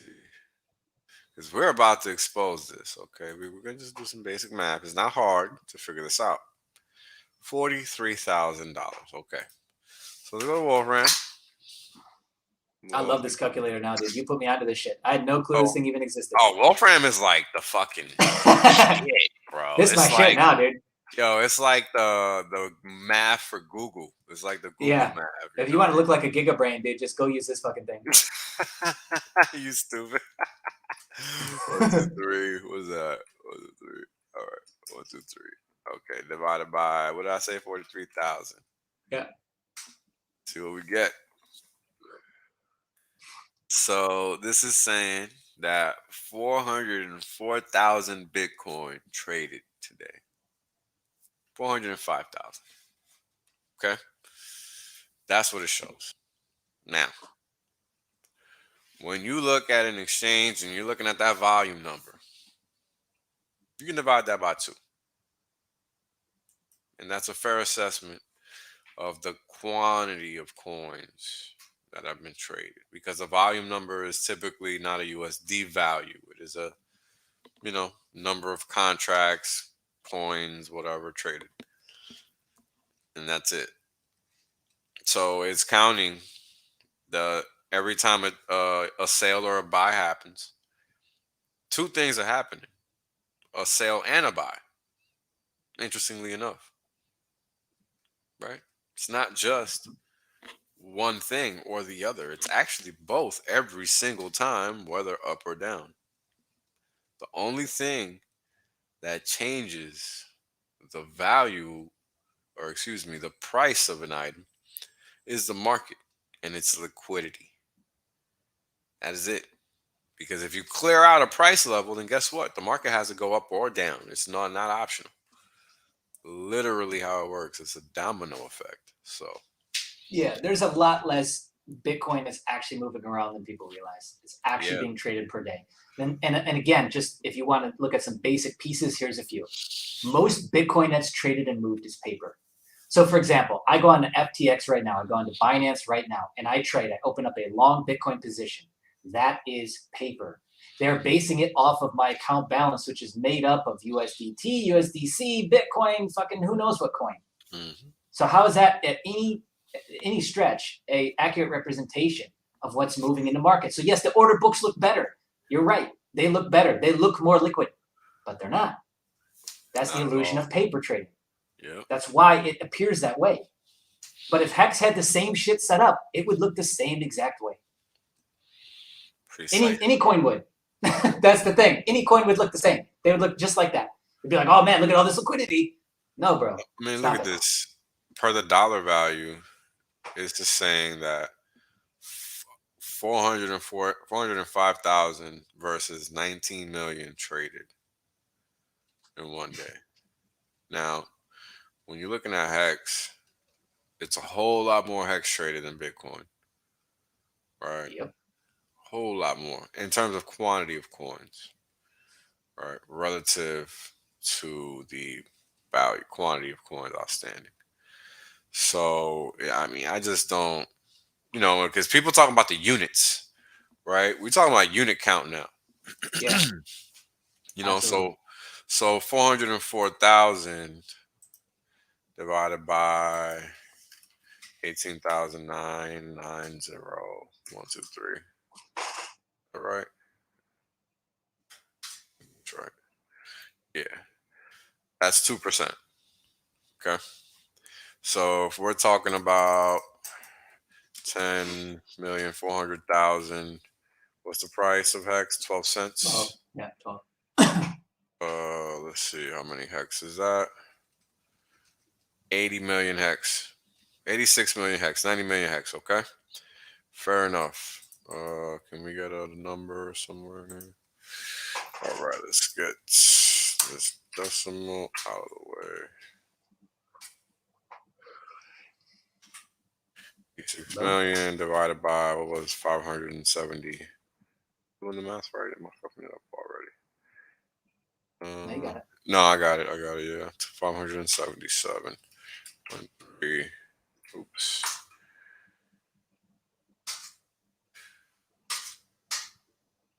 Boom. Done. All right. Let's see what we got here. Oh, look, less hex traded. Yeah, fuck. What is that percentage wise? Holy shit. 1, 2, 3. 4. That's like a pip. It's a pip. Literally a pip. Yeah, this is literally a pip. This is percent. This is a basis point. Oh, that's smaller than a pip. This is a pip. Yeah, you're right. Fuck, I can't remember what that is. I'm not gonna remember. It's fine. Nah, it's fine. But so how could, if that was true, and this is trading basically. Yeah, such at a small amount, how can $1 million buys and sells get filled?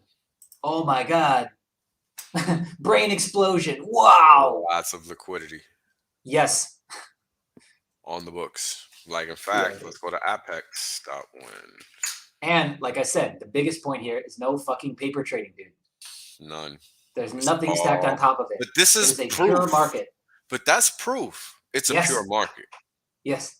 You're telling me 2% of the Bitcoin market trades every day. Yeah, right, dude. Really? It's probably closer to this, and then paper stacked on top. Yeah. Gives you the rest. Accounted like if it is Bitcoin, but it's not, just like you said. Yeah. Right? I mean, here is proof, right? I mean, it's always in the math, no matter what, and it's just a beautiful thing because, any question you have, you can answer it as long as you want to find the data to help you answer it. Yeah, because like how many people in crypto have just talked through this like we did? How many fucking people? None. I've never seen a single person break this down like this to where you're able to see like realistic flow numbers. How come? Because nobody cares, dude. No. Like, shut up and buy Bitcoin. Shut up and buy ETH. Shut up and buy my bag. That's why. Yep. And we didn't even account for options trading and the fucking billions of inflow and outflow per day on that. No paper. No paper, dude. This is just what's supposed to be coin trading, and that's the thing. Right? Yes. This is not accounting for derivatives. Which I thought this is what mattered. Time out. Isn't this what was supposed to matter? Like, you know what I'm saying? Yeah, I know. Apparently not. That's why I stayed quiet, because there's no answer. You're right. So what did we do? What did we do then? We went and created the same middleman bullshit system that we had before, and we're pretending like we got something different. That's what crypto did. 100%. And they cheered it on every moment of the way. They cheered it on. 100%. Futures trading. Yay! Like, what the hell does you need futures trading for in crypto? That don't even make no sense. What do you need an ETF for in crypto? That don't even make no sense. Like, all you're trying to do is suppress the value of that asset by adding paper on top of it. Yeah, you're fractionalizing the true value and worth of that thing down to fucking nothing. That's right. You know why? Because it's not like GBC. Here's the thing. You got to understand the difference between a GBTC type vehicle and a security that's literally designed to paper over a market. So what's the difference? Well, the hex scale, for example, which is an accredited investor type vehicle per Reg D, SEC's Reg D. That vehicle is strictly taking fiat and tunneling it into HEX. It has to do that. If not, it could get disbanded. Like, it's on paper now. So you're welcome. It has to do that. It can't not do that.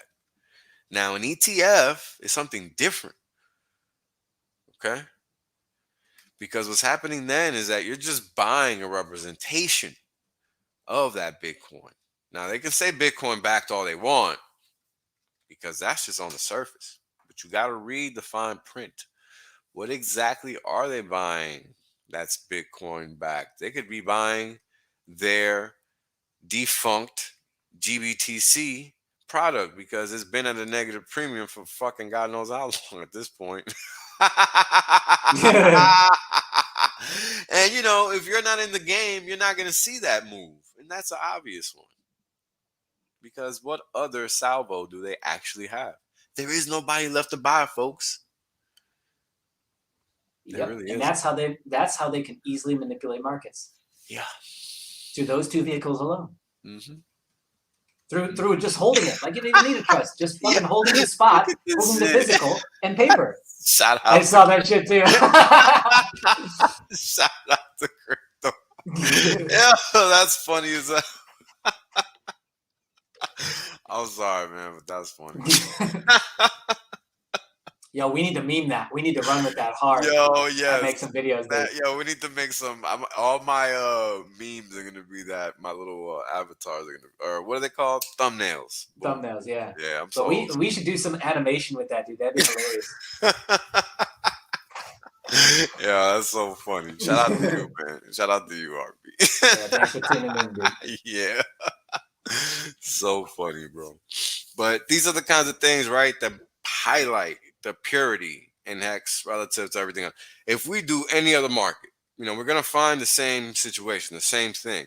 Yeah. You're going to discover that the quantity of the market that's moving is fictitious because it's about papering over the value, right? Why is it that crypto no longer really gets those big pumps that it all used to get?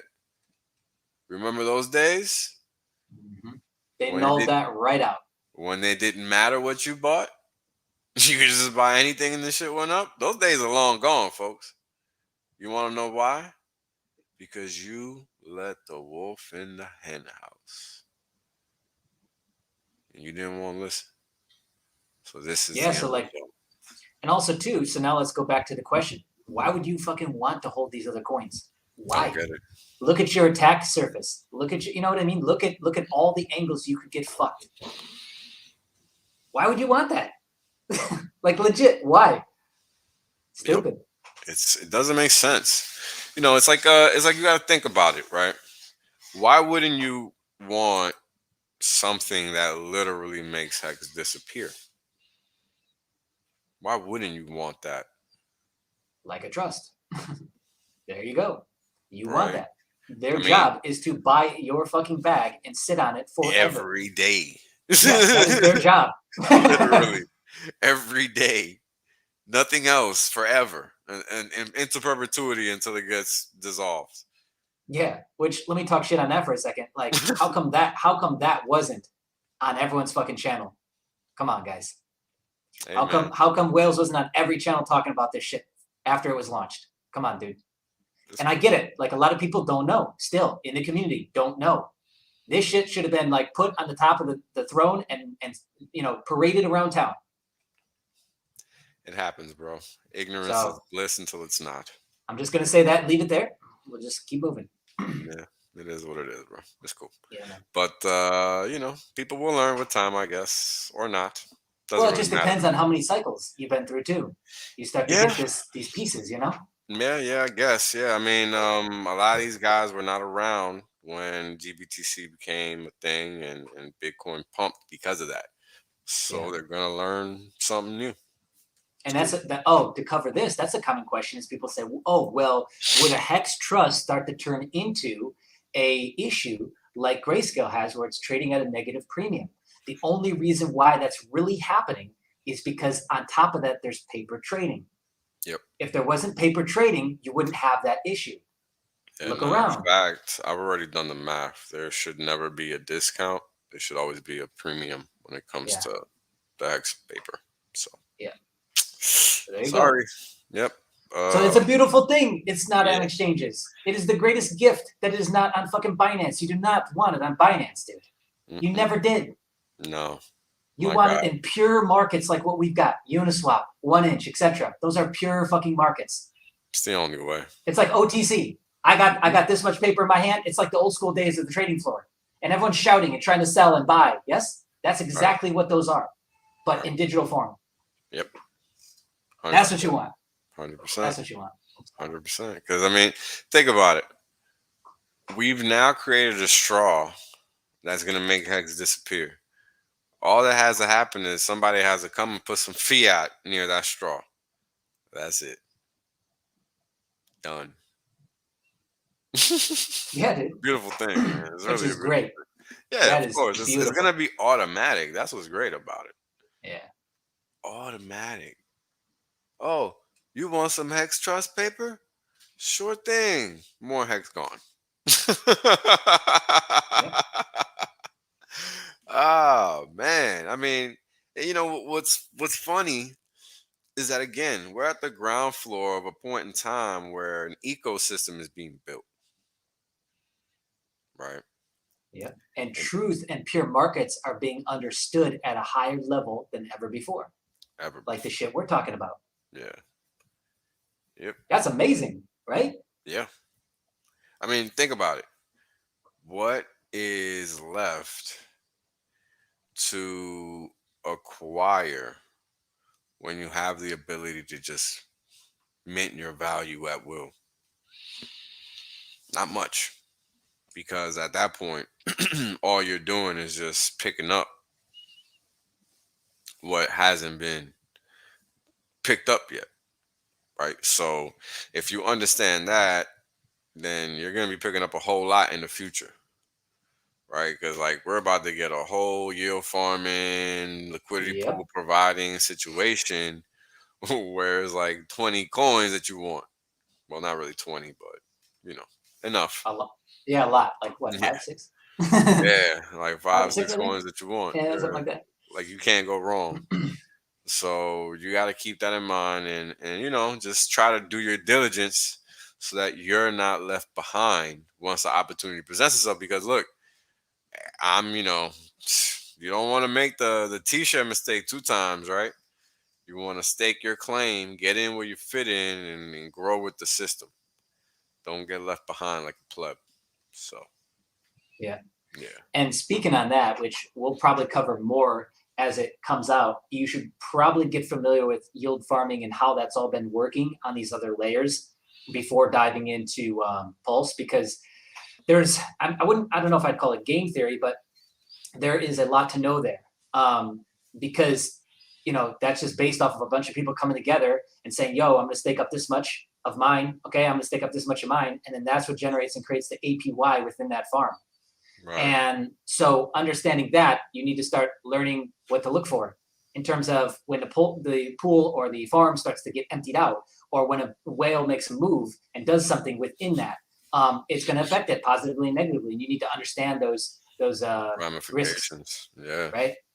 Yep. 100%. Because I'm hoping it has, like, I've seen a lot of yield farming go wrong over the last couple of years because they tried to, like the DAO tried to come in and manipulate to fix things because, you know, there's too much big movements within the pools. I'm hoping we don't see that. I'm hoping instead we just have everything left the fuck alone and it's left to its own, you know, its own to figure out like what a pure devices. Yeah, free market looks like. Yeah. Even within those pools. Mm-hmm. You're going to have a ton of people with bad habits that they've learned over the last couple of years from yield farming come in at first. And so you're going to get a completely different market, I think, at first in these farms, in these pools, versus what you'll see in 6 to 12 months later. But once it shakes all that bullshit out, I think you'll see something pretty different in the yield farming side of this too. I agree. I mean, I think the game theory is going to pin people in terms of opportunity cost, right? Because for Pulse Chain, you delegate stake. It's not the same thing as providing liquidity and yield farming. Delegating a stake is a function of supporting the network, and yield farming and liquidity providing is an opportunity cost game, right? It's really a game theory game. And it's one of the purest ones because what's happening here is you're saying, okay, I'm going to take these several bags, right? And you're going to stand on this proverbial surfboard where your objective is to hold these two bags, okay, in a balanced fashion such that you don't fall off the board. Because impermanent loss is a real thing. So you want to maintain, your balance as much as possible. Now, what's cool for us is that impermanent loss isn't really going to be impermanent loss for us, depending on what you want to do. Because if you're going to just be providing liquidity, you're going to have some options. And this is on the StakeX side of the house. And if you're going to be just, what is it called? Providing liquidity and yield farming. That's the other one. Yield farming. Right? That's a little different, right? Because the structure is different. What you're supporting is different. So you have to understand those nuances before you take on any of these new endeavors. Because for a lot of you, this yield farming, liquidity providing, it's going to be new. Now, why the focus on that all of a sudden? Well, you got a DEX to contend with now. That's all yours. So you got to make sure it works. And for freak's sake, you might as well be the people making sure it works best, it's operational, it's liquid, etc., etc. It's your baby. Make everybody come here. Only one way to do that.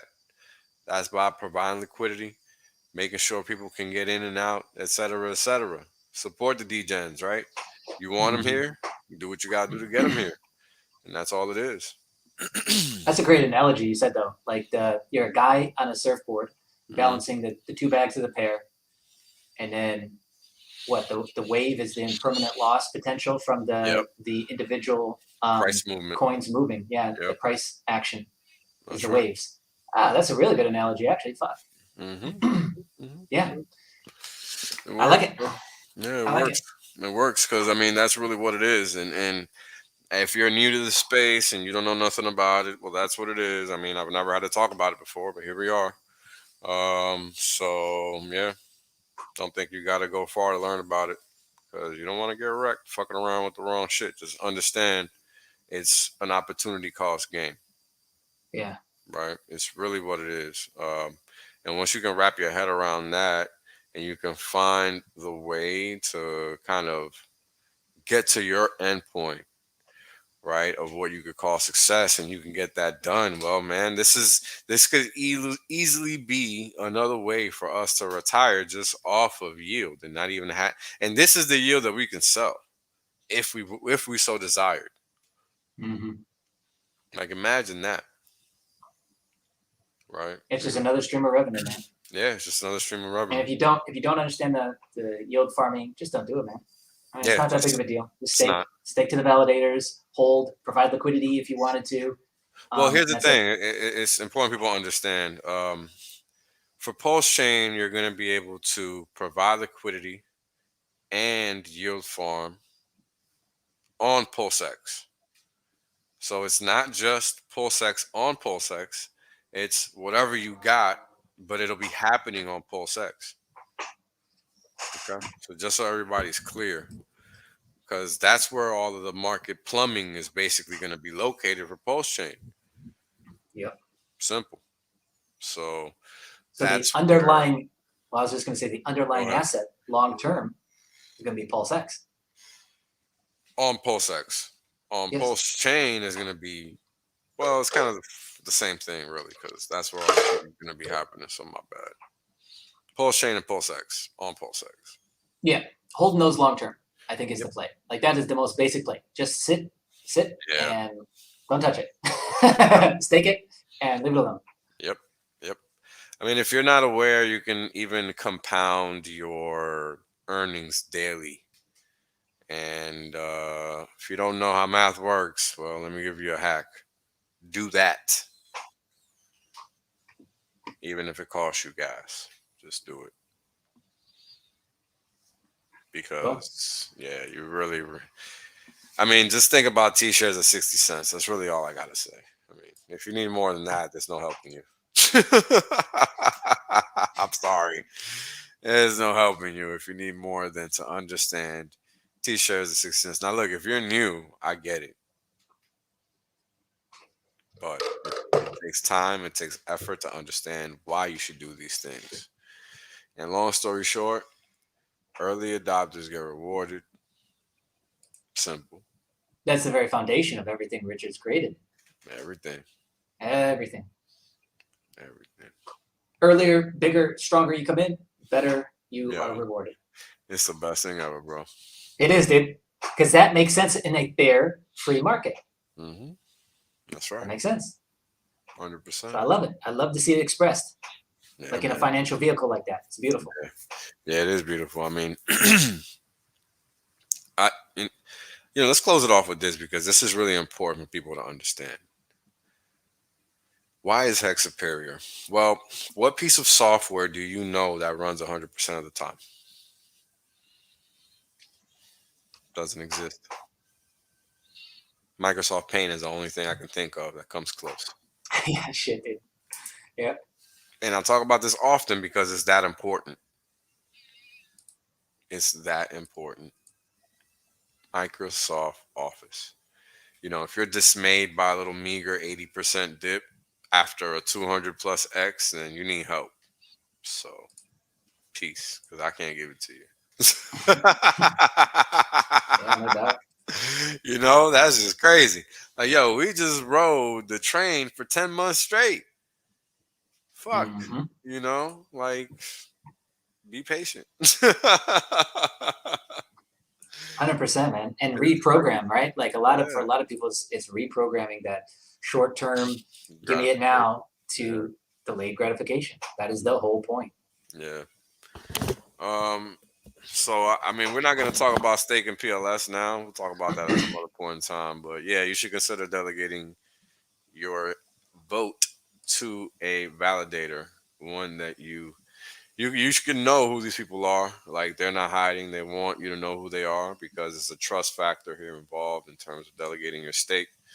So, you know, do some research. David Fetter has some videos on it. I'm pretty sure other people do too. Check it out. You know, I'll come out with one eventually. I guess. I don't know. We'll see. Depends how many other videos I see of that. I don't like beating a dead horse.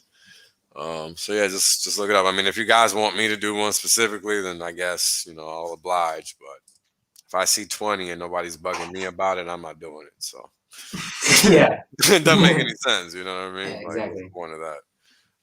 But yeah, so we covered a lot today. You know, try to chew on it. Solid session, man. Yeah, we'll probably follow up next week because I mean, there's just so much happening right now. We didn't even get to talk about shit. Yeah, we really didn't even talk about a lot of things. Yeah, because it's just so much, and I mean, I think a lot of things are gonna be fluid and changing from here to next week. Yeah. So we can just do another one. What's the day? Wednesday. We could try to do another one next Wednesday, maybe. Yeah. Midweek. Not a lot of streaming going on. So probably be good for that. So yeah. All right. 100%. Thanks for having me on, bro. Oh, my pleasure, brother. My pleasure. We're gonna clock out. Everybody be on your best behavior while we're away. All right, guys. Thanks for tuning in. Appreciate all of you. We're going to check it out. Check out. Peace. Right? The reality is that I want to be rich as fuck. There's only one way to be rich as fuck. That's by sitting on your ass the longest. Yep. That's it. Yep. That's the secret. The guy well told you. Richard done told you. I done told you. Kareem done told you. Maddie done told you. Everybody done told you. Everybody done told you. Shit, motherfuckers still acting like they don't know. That's how we do it. Appreciate that. Yeah. I appreciate Trust that. us. 100% safe. There's plenty of games left. Valiant done told you. Yo, everybody said it. I mean, hey, you know what it is, man? Everybody done told you. Y'all deep. Everybody. My God. Ex-Asians, bro. Everybody. Australians, man. Everybody gets it. Yo, when is it told you? Dollar cost told you. Everybody done told you. It's crazy.